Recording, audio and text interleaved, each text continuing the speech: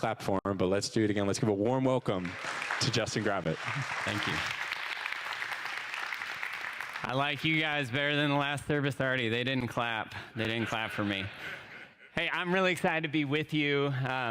Like Casey said, I've been associated in some way with this church for about 10 years, and my role professionally and vocationally is I'm part of Navigators Church Ministries, and so I help pastors and church leaders develop disciples and develop disciple-making cultures in their churches. And so part of, actually initially, that's how I connected here with Pastor Dave, and it's been a great journey. And even though I'm in different churches at different times, sharing and just being a part and observing the culture, it's always kind of special for me to be here with you. Because over those years, I've not just been helping leaders, I've also made connections and friendships with many of you. And so I'm always glad to be here. I'm always excited to be here just to see you guys and to connect. It's always when Dave's gone, which I'm trying to figure that out, but it's filling in for him. He is on sabbatical, and so he is recharging and reconnecting with God in a new and deeper way so that he can continue to invest here. And I've been following along with the sermon series that you guys have been in, How Jesus Changed the World. And I love the sermon series, one, because it's all about disciple making. And what I am passionate about is making disciples who make disciples and doing it the way that Jesus did. And so this series where you guys have been moving through this illustration, the prism illustration, I always have to enunciate that really well because I don't want people to think it's a prison illustration, like that's not as fun or cheerful, right? But prism illustration, and I don't think Dave mentioned this because this is not the type of guy that Dave is, but Dave made this illustration. So he thought it up, he concocted it. He told me it came to him while he was on the beach one day. And so, wherever he is today, who knows what God is bringing into his mind that might be useful to us and to others when he gets back. But I thought about we could do a quiz, like what is each of these letters like? And you guys could call them out, but I didn't want to put you guys on the spot. But I want to walk through with you the prism illustration and what you guys have been in over the past 5 weeks. Right? And we'll do it briefly, but the P is personal. And so disciple making is personal. What Jesus did, he did it personally. That means it was life on life. He didn't just roll out a program or a curriculum and say, hey, let's go through this book, and you go through this book. No, he was walking with them and living life with them in such a way that they knew he really cared about them and that he wanted them to become like him so that they could all be more aligned with God and his purposes in the world. And so that's the P, right? The R is reproducible. And so disciple making is meant to move beyond the person that you're investing in. And so if you're a disciple maker, like you're caring and thinking about not just that person, but the people that person is going to invest in later on. Disciple making is meant to multiply, right? It's not addition, it's multiplication. And it was really Jesus' way of reaching the world that continues to spread today. And obviously it's working, and it worked, right? We're here 2,000 years later talking about Jesus and what he did, in part because of how he did it. So the R is reproducible. The I, intentional. Jesus had a purpose in what he was doing and how he did it. He didn't just do it haphazardly. He didn't not have a plan. He had a very specific plan, even from the beginning. If you look at how he invited the disciples into relationship with him, he said, come follow me, and I will make you fishers of men. He had the plan for them. He didn't say, come follow me, and I will help you accomplish your goals. He didn't say, follow me, and I will make you better at your vocation. I'll mentor you. He didn't say that. Right? He had an intentional plan for them about what it meant to be a disciple, and that included making other disciples. Okay, so that is the I. The S is sacrificial. So disciple making is sacrificial. Disciple making is hard that's a common phrase that I hear a lot. Man, disciple making is so hard. And it is in some ways, but probably not in the ways that you think. Most people think that disciple making is really hard because we don't know enough, or we feel like we don't know enough. And so I don't know if I'm ready for this. It's too hard for me. But that's not really the type of hard that it is. The type of hard that it typically is it runs right through your weakness as a person. And so whatever that weakness is, if that weakness is being structured, if that weakness is being transparent about who you are, sharing some of the things that you have a hard time with in life, it'll run right through it. And at that point in time, that's when we really have to decide, are we willing to lay it all at the cross and say, I'm going to do it anyway. I'm going to move through this hard thing and this hard time because it's worth it. And it's what Jesus calls us to. So that's the S. And then finally, the M, missional. As Tony shared last week, disciple making must be missional. And what that means is essentially disciple making needs to get out of the church to the lost. Disciple making is meant to reach lost people. And what I call the great bottleneck of disciple making in today's world is reaching those who don't yet know Jesus. You know, it's not an easy step, but it's an easier step for most people to connect with others who are already in the kingdom and begin to help them grow and to help them come to a place of maturity than it is to effectively engage those who don't yet know Jesus. And we're going to talk a little bit more about that as we move forward today. But as you can imagine, I'm super excited. I didn't binge watch the series, just to be honest with you, but I did follow along. And I'm excited about it because it is all about disciple making, but it's not the only reason I'm excited about this series. I've been excited about the series because it has this word changed in it.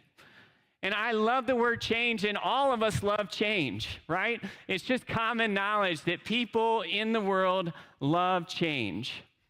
See, you're laughing. I don't know why you're laughing. People don't love change? You see, I'm in an active debate with others who are in Navigators Church Ministries, people that do what I do in other parts of the country, and they're convinced that people don't like change. In fact, they tell me, hey, Justin, you need to not use the word change so much when you're talking with pastors or church leaders because people really don't like it, and they might be like, well, you know, you're telling us we're doing something wrong and you want us to change it. And it would just be better, Justin, if you would use the word build or grow. Like, couldn't we build disciple-making cultures or grow disciple-making cultures? I'm like, well, I don't know. Like, I thought about it, and I've considered it, and I see part of their point. Like, you know, it's a bit of a nicer word, like grow or build, but it doesn't carry the same weight as change. And I'm kind of different than them, and maybe some of you that were laughing, like, I really believe people like change. I believe people think they don't like change, but they really do. And I have two reasons I wanted to submit to you to try to change your mind that people do like change. The first reason that I believe this is New Year's resolutions. Has everybody here at some point in their life made a New Year's resolution? Thank you. Almost everybody, except for those who didn't want to raise their hand. That's okay. So, New Year's resolution shows us that we like change. Change is a hope-filled word. Change moves us from here to there. Now, I don't make New Year's resolutions, but I have in the past, and I don't make them anymore. And why I don't make them anymore is because the New Year's resolution didn't work. It's not because I don't like change. It's because I get to that place when I'm trying to get to the change that it just doesn't make it. And so then I'm like, well, I don't know about those resolutions anymore. I take it year by year, to be honest with you. My second reason that I really believe that people love change are stories. Humans are hardwired for stories. When people tell stories, like people up at the front, like myself right now, if I'm telling you information, you're kind of listening. But if I start on a story, if I start telling you about what happened last month when we got in the car and we went down the highway and then we saw this other car that was chasing another one, none of this actually happened. Your mind's tuned in a different way because we're hardwired for stories. But every story has to have change. If it doesn't have change, it's not a story. You've never heard a good story that was like Zach sat in the front row. Not a story. Statement of fact, right? Now, facts are fine, but they're different from stories. Stories have change as a part of them. And we love change. People love change because they want to get from here to there. Now, why do we have this idea that people don't like change in the culture? I think there's some realities about why this is. One is we don't like the cost of change. We don't like how expensive change can be for us. We see the there that we want to get to, and we're here, and in between, there's normally a cost. And sometimes we know exactly what that cost is, and other times we don't. And when we don't know, we resist that change. We don't want it. And the second reason is kind of similar. It's like uncertainty. If we're uncertain of what's on the other side of change, then we resist change. Because we're like, well, I don't know. Like, that seems like maybe that there is okay, but I don't know what's over there after I'm there. And so I'm not sure I want to do that. And the number one reason people don't like change is when it's forced on them. People don't like change when it's forced on them. But Jesus changed the world, and you guys just spent 5 weeks looking at how he did it. And I want to ask you this question this morning. Can God change you? Can Jesus change you? This is kind of a silly question in one sense, right? Like, I'm asking you if God can change you. Like, this is the God that moved heaven and earth. This is the God that created everything in 6 days. And here somebody's like, can God change you? Well, of course. God can do anything. And from that standpoint, it's kind of a silly question. But if we look at it from another direction, can God change you? Meaning, are you allowing him? Are you open to God changing you? Now it's not so silly. Because some people, we get into a place of comfort and satisfaction. Sometimes we're satisfied in the right things. Sometimes we're satisfied in the wrong things. But if we're satisfied, we're not that open to change. We don't want to go there. We're happy right here. And so the question is, can God change you? Do you see something in you that you would like him to change? Here's what I believe about Christ followers. I believe that when we follow him, change follows us. When we follow him, change follows us. And if it's not following you, there's an issue. Because part of the change process that the scriptures talk about, we've termed sanctification, right? This really fancy word, which essentially means God changing you to be more and more like him. But the other image that I have, and it's one of my favorite images of what it looks like to be a follower of Jesus, is to have a wake of restoration that comes behind me. And so as I move through life as a follower of Jesus, the people that I touch, the places that I am, are better after I'm there than before.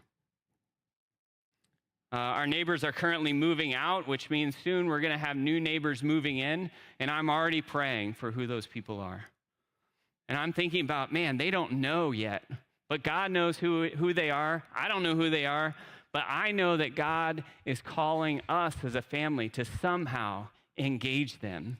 And my hope and prayer is that the change that will come through our relationship will be a wake of restoration in those people's lives. Well, this morning, I'm going to try and convince you of change as we continue. And we're going to look at a scripture that is really about change. It's a micro story. And it's out of the book of Matthew. And it's Matthew 13. And it's two individuals who were changed. Now, I need to set up the context of this passage a little bit for you. We're about 1.5 years into Jesus' ministry. And Jesus is continuing to teach and train the 12 and others. And as he's teaching and training, there's becoming more and more pressure, more and more resistance from leaders who are a part of that culture, the Pharisees and the scribes. And so this particular chapter is a lot about Jesus teaching on the kingdom of heaven. And he's starting to change his tactics a little bit in terms of how he's teaching. And part of what he's changing is the way he's communicating, and he's communicating more and more in parables. And most of us are familiar with parables, but we may not be familiar with why Jesus uses parables. You know, initially it's easy to think, like, because we remember them. Seems like, well, Jesus must be doing this because it makes it easier for people to remember those scriptures or those stories, those parables. And that's not exactly the case. So we're going to be looking at Matthew 13, 44 through 46. But before we get there, let's look at a scripture, Matthew 13, 10 through 14, where the disciples, this is right after Jesus has taught in a large crowd, and he's teaching in parables, and his disciples come and they're like, why are you doing this? Why are you teaching in parables? So this is what it says. The disciples came to him and asked, why do you speak to the people in parables? He, being Jesus, replied, because the knowledge of the secrets of the kingdom of heaven has been given to you, but not to them. He continues on. Whoever has will be given more, and they will have an abundance. Whoever does not have, even what they have will be taken from them. This is why I speak to them in parables. Though seeing, they do not see. Though hearing, they do not hear or understand.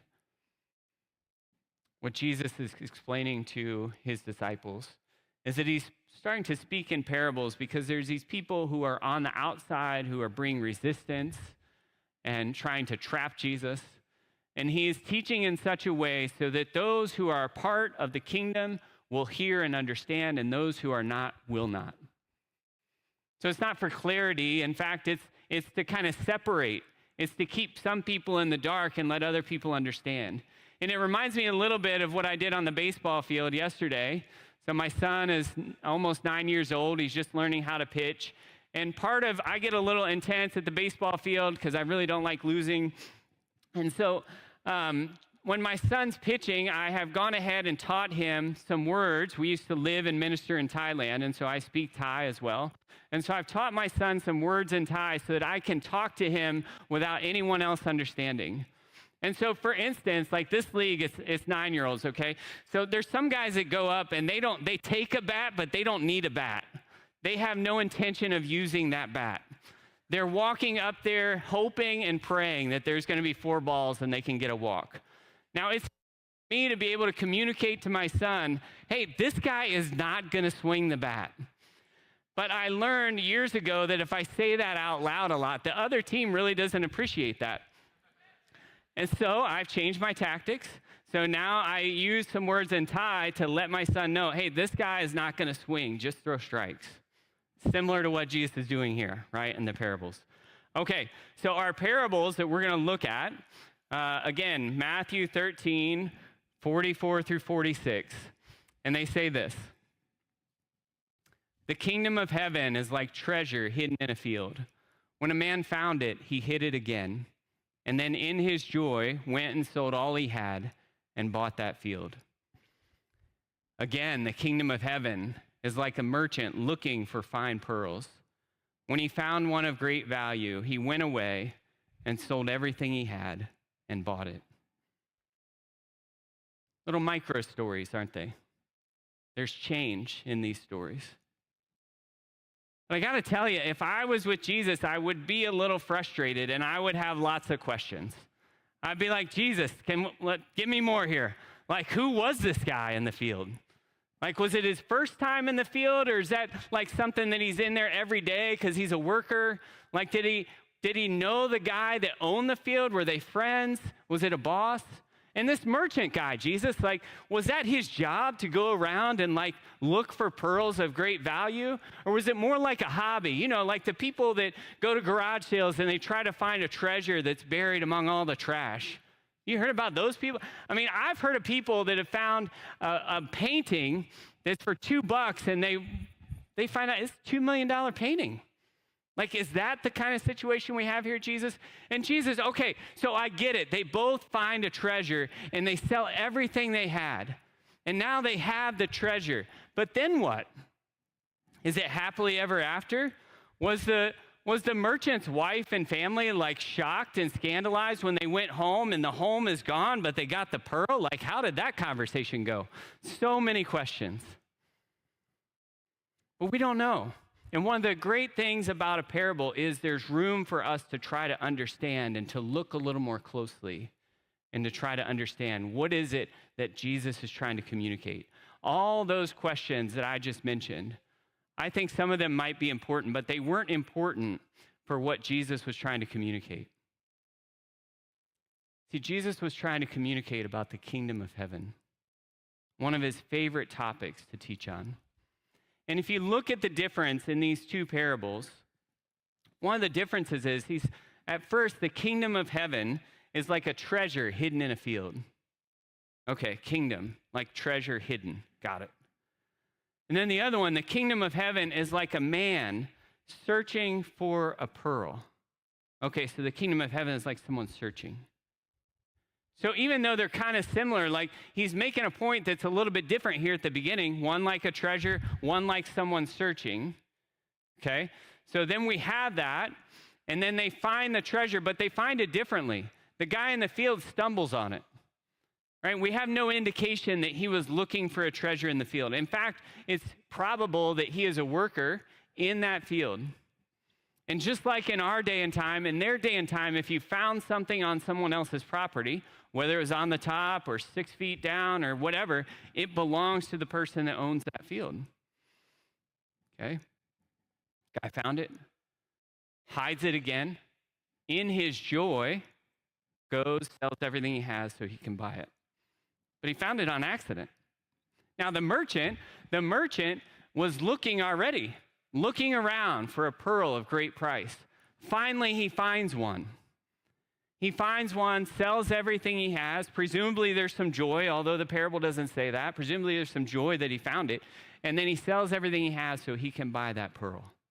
Question I have for you this morning is, what's the treasure? What is the treasure? One of the things I love about studying the Word of God is that we're studying the same scriptures that Christians for over 2,000 years have studied. And so it's interesting to me to look back and to see, well, over time, what have people believed about this scripture? And over the course of time, there's 3 primary interpretations of what the treasure is. The first one is that the treasure is Jesus. And that makes sense, right? Like if you're in church, Jesus is normally the answer. But Jesus, when we see these 2 guys, like one of them stumbles upon Jesus, and for some of us, that's our way into the kingdom. We weren't looking for him. We weren't trying to find him, but in some way he interrupted us, or he intersected the path that we were on.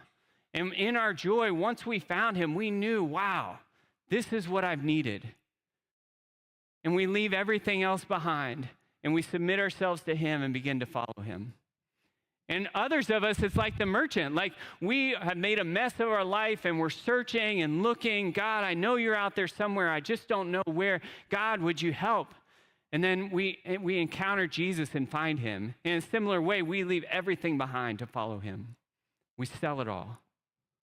And so Jesus makes sense, right? I can see why we get to that as a treasure.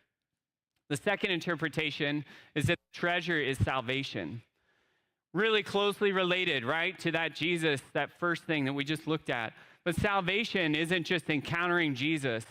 It's understanding what he did for us on the cross and understanding the freedom that now we can live in our lives because of what he has done. We no longer have to be burdened by sin. We no longer have to be locked and enslaved in sin. In fact, if you're here this morning and you don't know Jesus and you don't know salvation, I can guarantee you know sin. Right? None of us are people that don't know about sin. And if you're feeling enslaved to sin, if you're feeling trapped by sin, the way out is through Jesus. Salvation, the saving part, that word salvation comes from saving. The saving part of that is Jesus died on the cross for your sins so that you don't have to be in chains to it. You can live a life of freedom and purpose. If you don't know him, I'm glad you're here this morning. If you don't know him, I encourage you to find someone who does and ask.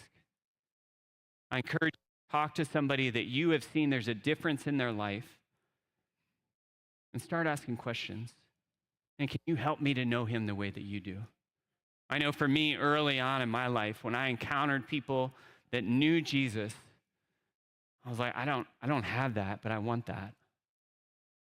So salvation is the second common interpretation over the ages. The third one was a little bit surprising for me.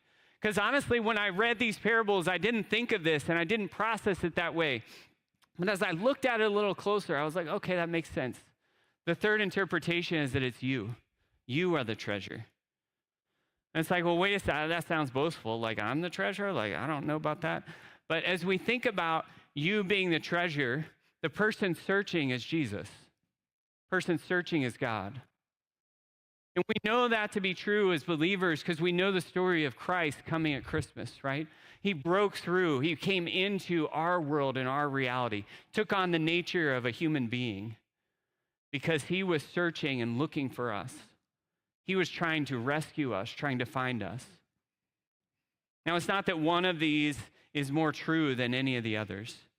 You know, the nice thing about a parable is there's no one true interpretation, but we can learn a lot through each of these interpretations. But one commonality that we have there is that there is change, and that Jesus is worth the change that we see. You see, when we follow him, change follows us. When we follow him, change follows us. How has God changed you? Another question could be, how is God changing you? Well, I want to share some things from my perspective. As I shared earlier, I've been connected to this congregation in some way for about 10 years. And I see God changing you. I see God changing you corporately, which means he's changing you individually as well. What are some of the things that I see and I'm excited about? First one, Pastor Dave mentioned it a couple weeks ago in his sermon on intentionality. He said that through the survey, he learned that out of the people that call Centerville Grace their home, 44% are engaged in disciple-making relationships. That's amazing. And I don't know if a lot of us in the room have context for what that number means, but I work with churches all over Dayton. I'm connected to churches all over America.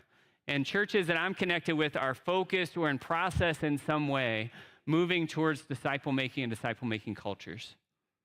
44% is among the leaders in the nation. Certainly is leading in Dayton. That's awesome. Praise God for what he's done and is doing, right? Absolutely. Absolutely. When I met Pastor Dave 10 years ago and I started talking to him about developing a disciple-making culture, at best, there was a few percent. It was close to zero here. And I told him, well, we need to get to somewhere between 15 and 18%. And I said that percentage because with culture change experts, whether it's secular culture change or within the church, that number represents where the culture shifts and it becomes a hallmark of the culture. So if you can get there, it will continue to grow as long as you don't lose focus, right? And so 44% is amazing, and I know it's continuing to increase. Another thing I'm really excited about here is that because of the culture that's being established, other churches around Dayton are looking at Centerville Grace for cues. They're looking at Centerville Grace for how can we do this? Back in 2018, myself, Pastor Dave, and Pastor Tony, along with another area pastor, founded a network called the Dayton Disciple Makers Network. We meet once a month, and what we do is we look at disciple making and how it's going in the churches that we're in, and most of the people there are in leadership in a church or at least deeply committed to disciple making in their church. And what's happening now in our meetings is people are always going back to Dave and one other pastor in the area because it's known that this congregation is ahead when it comes to disciple making. That's really, really cool. Another thing that's true here is that the core team here is an exemplar core team. Core team means a team of everyday people who are leading in disciple making for their church. And so the core team that's here is doing an excellent job at bringing focus and energy to disciple making for this congregation. And they're doing such a great job that other churches, again, are asking Dave, hey, tell us about your core team. How is this happening? All these sorts of things. It's really fun. Now, one of the things that the Dayton Disciple Makers Network does once a year is that we invite only people in a disciple-making relationship to a night of training and development. And we have different workshops that are available for them, normally around 4 workshops. And because of how things are going here, a few of the everyday disciple makers in this congregation were invited to lead a workshop at that equipped event. They've done it twice now, and they've done an excellent job. And so Caroline and Krista and Suzanne, a shout out to them because they have done that workshop and gotten rave reviews because they've done such an excellent job in that. So really cool stuff, right? But I want to say all these things, but I'm realizing that most of you are like, okay, well, that's good. Like 44% of you are in disciple making, but there's another however many percent, I don't do public math, right? You do that in your head. Whatever other percent is not yet in that. So, okay, Justin, so what? Well, I go back to the question, right? Are you willing to let God change you? And I want to share some other stories from other congregations in the Dayton area. Actual people, I know them, these things have happened, that might apply to where you are today. The first one is my friend John. John's a guy who is an engineer, and he's heard about disciple making in his congregation, and his pastor was trying to get him involved, and he wasn't that interested. And honestly, he started to get a little bit annoyed that they were talking about disciple making so much. But his pastor said, hey, John, would you just pray about becoming a disciple maker? Would you pray about doing this with someone else? Because John was very mature in his faith in lots of other ways. And John kind of nodded. He's like, all right. And so pastor comes back to John a couple weeks later. John, how's that going? And John, I didn't do it. He's like, John, couldn't you do it? Like you told me you do it. Would you do it? Okay. John, back again. Pastor's like, John, did you do it? John said, well, sort of. And pastor, I don't know how this works, sort of. And John says, well, I didn't exactly pray that whether I should be a disciple maker or not, but what I prayed was that God would help me want to. How would you help me want to? My suspicion is there's people here today that just don't want to. And if that's where you are this morning, I would invite you and ask you, would you at least go before God and start praying and asking him, would you help me want to? Would you give me a desire to even want to pray for that? Well, the rest of John's story is John did start praying that. And God gave him some want to. And then he started praying that God would help him become a disciple maker. And now John is discipling. And the person that he's discipling is now discipling. And John says he wished he hadn't waited so long. Pretty cool. Another person, her name is Jane. Jane, again, another area church. In another area church. She's not a church by herself. In another area, in a church. And Jane is close to 60 years old. She's a school teacher. And similarly, she wasn't sure about the disciple-making thing. She wasn't sure she could do it. She didn't have the confidence for that. She didn't see herself that way. And so the other thing that was an obstacle for her, she just didn't have time. She didn't have a lot of time. She wasn't sure she wanted to do it. She wasn't sure she was ready or that God would even want her to do it. And so what she decided to do was she was just going to make time. And she did something a little unconventional. She just started to quit everything. And so she was real involved in the church. Like she quit worship team. She quit life group. She quit the women's stuff she was doing. And the pastor starts hearing this and he's calling me. He's like, Justin, Jane's like quitting everything. Like, is this normal? Like, is this going to start happening everywhere? I was like, no, this is unusual. Like, let's just see what happens. Let's see how this plays out. As Jane recalls the story, she says, I quit everything and I went home. And I sat down and I just prayed to God. All right, God, now I have time. If you want me to disciple somebody, show me where to start. Goes to church the very next Sunday. After the service, a young woman comes up to her that she'd talked to probably twice in her whole life. The young woman says, hey, I don't know if you do this sort of thing, but I was really hoping someone would disciple me, and God brought you to my mind. And would you be willing to do that? And of course, Jane is like, yes, right? When she tells that story now, she tells it through tears. Because for Jane sees the intersection between her obedience and God blessing that. And now she's a disciple maker, and she's seeing lives change as a result of her investment. Neither of those people have a seminary degree. Neither of those people are professionals in ministry. They're just everyday people that said, God, I hear a lot about this. Would you use me? Or would you allow me to have some want to towards that if you want me to do it? I'll tell one more story because I like you better. I didn't tell first service this story. There's a couple, young couple, again, local church, young couple with 2 young kids. Guy was an AI engineer. He had like tons of letters behind his name. The woman was a teacher. And they just started to disciple. And I was walking with them and trying to help them with that. And the last conversation I had with them in person, I was in their home helping them pack up. And they looked at me in the middle of this and they said, Justin, this is all your fault. And I was like, I'm not taking that. Like, I think Jesus did this, not me. Well, they were packing up because they were moving. They said, Justin, before we met you, before we started to engage with disciple making, we were all about the American dream.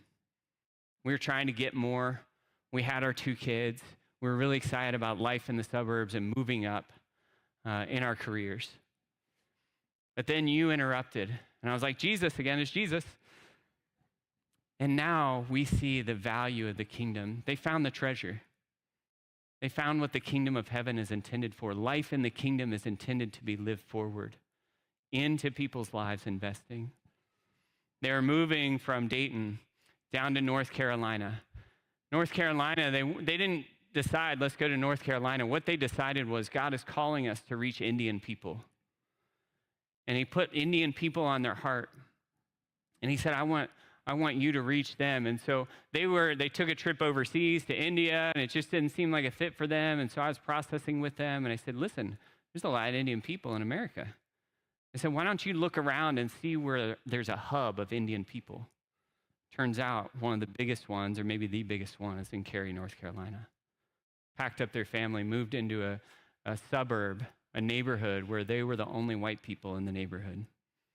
They're missionaries in Cary, North Carolina. It's pretty cool.